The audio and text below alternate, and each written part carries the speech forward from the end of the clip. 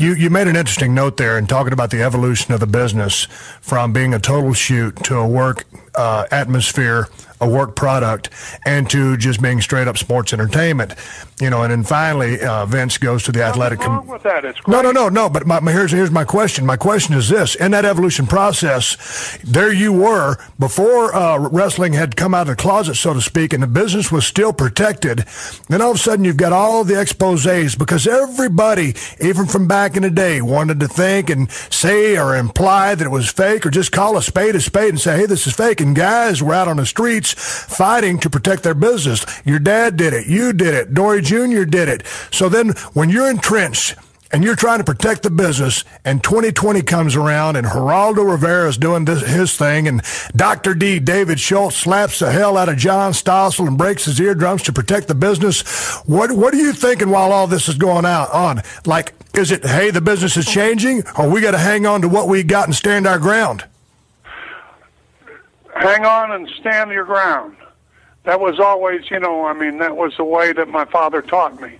Hang on and stand your ground. But I knew, I hung on, and I stood my ground, and I stood my ground, and stood it. And finally, as I realized, but I came to the realization, which a lot of other guys didn't do, they wanted to stick with the old style and the old school and this and that. And I went ahead and I made my move up to WWE.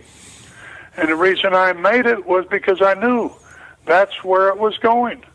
That's where it was going to all, accumulate and come to a peak, was up there. And there wasn't going to be any more.